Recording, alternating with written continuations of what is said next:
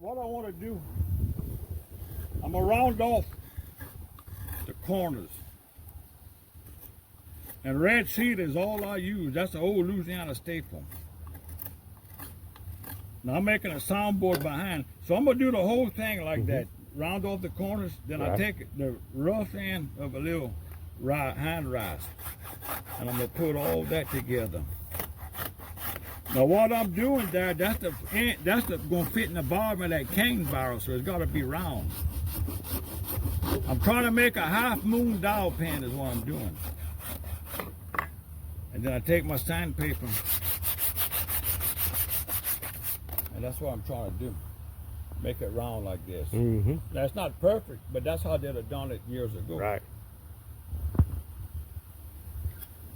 So that's a handmade soundboard. Oh, that's nice. Yeah, then you can see it's not straight. Nothing's it.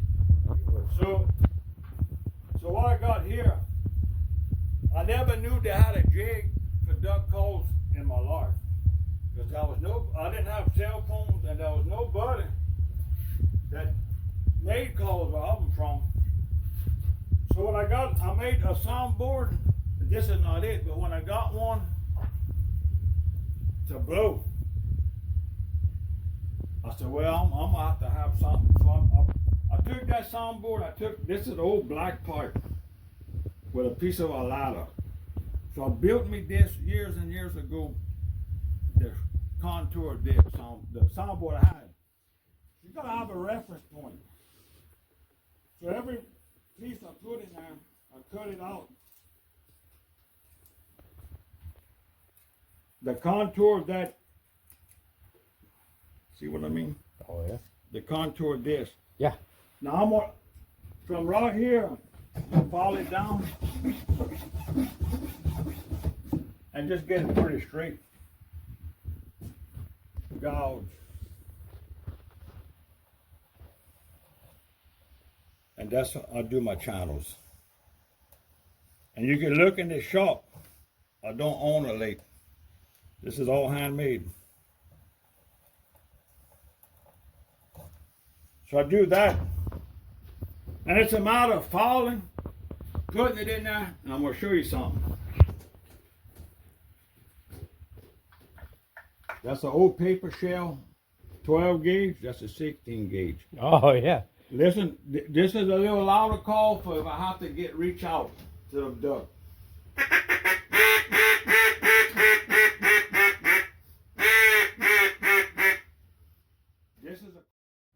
So when they're working in close, you want to go that soft call. I do. 90% of my ducks is killed with this call. And being soft, this is what I mean.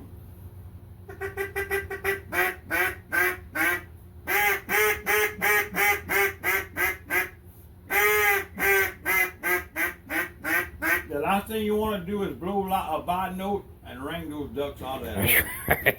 You got to be soft with them. That's right. That's a soft call. Now, I'm gonna do a video tomorrow on this. I don't have nothing. I just started this. If I'm gonna make it like those decoys, if I'm gonna make a cane call, the history of the cane call, somebody, and I know the name, they made that in the 1870s or late 60s. I have to go some of that. But they came to Louisiana. All of them sports would come to Louisiana. And them French people saw that. They said, what? They never seen that. So they seen it as a duck call, but they didn't have no power tools or nothing. But they had a lot of cane. And all that bamboo was hollow. So they had a head start on it. So they decided to make a call. They didn't know about that. Well, so most of them people started using the cane to make the reeds. They made cane for the soundboard. Oh, yeah. That's cane. That's filed down. That's what started the cane calls, right there. I wondered about the reeds way back then. You know That's what? what they use. I wondered, did they use brass? I didn't know what they might have used. I'm gonna tell you like this: there's no written rules. Each man used what he had available at his house. Yeah, I like. Because you couldn't buy nothing. Right. You had to use. So they use Prince Albert cans. Yeah. Anything. But reed was from our research, because they already had it. Yeah. They just took that time. Now they're not making calls to sell. No. So it takes a long time to file that down, but that's some tough stuff that them reeds, the cane. Yeah, I like that. Look at that. This is an old school cane call from That's like it. they were done in the 1800s. I like that. Now it's not going to have the sound as this, but it's going to. Don't have to.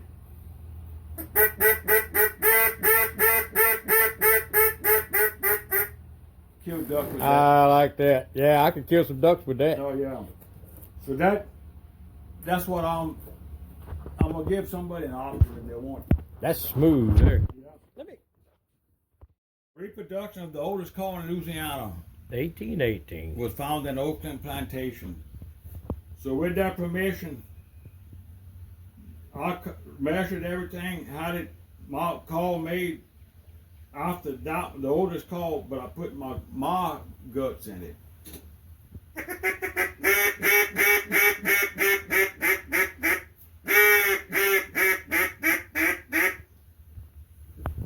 Sounds pretty good. Yeah, oh yeah. But that's hedge. I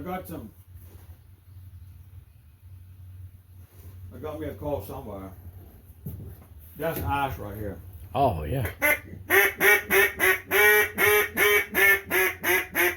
Ash is a little softer wood, but boy, it got a good, being softer with that red cedar soundboard, it gives it a good ducky sound.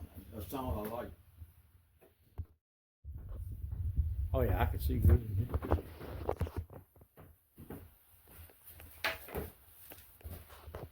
Fine. You gotta have the right height. There's a certain height you need for each individual. Now, if you Google it, there's 3 or 4 different ways. What I find, my personal self, in between your tit and your shoulder, that's the height I use for pirogue. And so in other words, it's not all, see that motion? This is the motion I use. Right. I can paddle all day long. But what I find, that's one of the best pirogue paddles designed, that bell shaped like this, long and slim. Mm-hmm. I can paddle all day long. But what I find, the bell surface, I like to keep it around 100 inches. Now what that means, you measure this, divide with this, and you come out Psalms 110, 95. Between 90 and 100 is my personal best. Now what that does, if you got a bell and say it's 115 inches, it's working you. You're piling too much. If you got one that's 85 inches, you're working just as much because you're trying to thread too much. That 100 inches is the good medium. Good medium. That's what I find. They're just different designs. Yeah, I like that. I like that.